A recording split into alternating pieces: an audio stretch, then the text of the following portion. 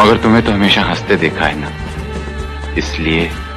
तो क्या हर हंसी के पीछे सिर्फ खुशी रहती है बाबूमोशाय? राजेश खन्ना पूरे भारतीय फिल्म इंडस्ट्री के अब तक के सबसे मशहूर कलाकार रहे थे।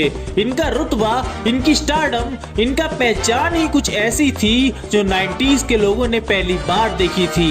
लेकिन ऐसा भी क्या ही हो गया था कि जिस आदमी से मिलने के लिए लोग तरस जाते थे, जब वो मरा तब वो एकदम अकेला और तन्हा था। यहाँ तक कि उसकी धर्म पत्नी ने भी उन्हें उनके हाल पर छोड़ दिया था। सन 1966 में एक मूवी आई थी जिसका नाम था आखिरी खत। ये वही मूवी थी जिससे एक लेजेंड जनता के सामने आने वाला था और राजेश खन्ना की पहली मूवी ही ऑस्कर एंट्री के लिए सेलेक्ट हो गई थी। लेकिन पब्लिक में उबाल तब आया जब 1969 में आराधना सिनेमा घरों में रिलीज हुई। इसने ऐसा धमाल मचाया कि अगले दिन से ही राजेश काका के घर के बाहर डायरेक्टर्स, प्रोड्यूसर्स की लाइन लगने लगी। कहा जाता है कि उन दिनों राजेश खन्ना जिस भी स्क्रिप्ट पर अपना हाथ रख देते थे उसे हिट होने से कोई नहीं रोक सकता था।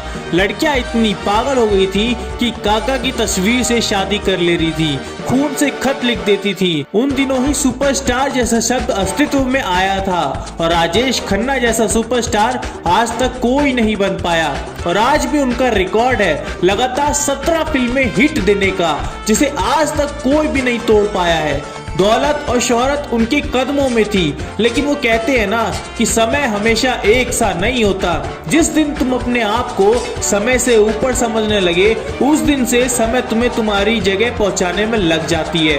कुछ यही हुआ राजेश खन्ना के साथ। गुरूर इतना बढ़ गया था कि अपनी मनमर्जी चलाने लगे थे, सेट पर लेट आते थे, अपनी मर्जी से काम करते थे, डायरेक्टर्स की कभी सुनते नहीं थे। उनके बोलने का तरीका भी अब बदल चुका था। अब उसमें अहंकार की बू आने लगी थी। अहंकार इसलिए आया क्योंकि पब्लिक उनके अलावा किसी और को देखना पसंद ही नहीं कर रही थी, तो डायरेक्टर्स भी नए अभिनेता के साथ फिल्म करने से कतराते थे।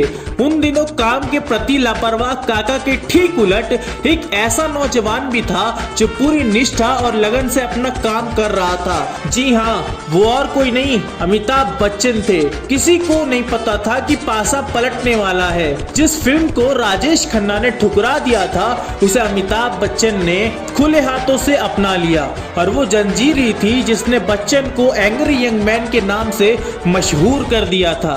अब पब्लिक भी अपना टेस्ट बदलने लगी थी और उन्हें रोमांटिक फिल्मों के काका के बदले गुस्से और लड़ाई वाले अमिताभ ज्यादा पसंद आ रहे थे। ये वही थे जिनके बारे में काका ने जया जी को एक बार बोला था कि ये जिंदगी में कुछ नहीं कर पाएगा, और अपनी इस लाइन का जवाब काका को तब मिला जब वो एक शो में गए थे। पब्लिक ऑटोग्राफ के लिए उनसे चिपकने लगी थी, लेकिन तभी वहां अमिताभ बच्चन ने एंट्री मारी और कहते हैं उस दिन काका के पास एक आदमी भी नहीं टिका, क्योंकि उन सब ने अमिताभ बच्चन को घेर लिया था। धीरे धीरे डायरेक्टर्स, प्रोड्यूसर्स और पूरी पब्लिक काका को भूलते चले गए और अपनी आदत से मजबूर काका ने एक बार भी किसी डायरेक्टर से काम नहीं मांगा। और उस समय उनकी बीवी डिंपल कपाड़िया भी उन्हें छोड़कर चली गई थी। काका को समझ आ चुका था कि अब सब खत्म हो चुका है और 69 की उम्र में वो हम सबको छोड़कर चले गए। कहते हैं मरते वक्त शराब ही एक ऐसी चीज थी जो उनके साथ थी। खैर, कर दो लाइक, भर दो कमेंट और हम आपसे मिलते हैं अगली वीडियो में, क्योंकि ये है दी एंड।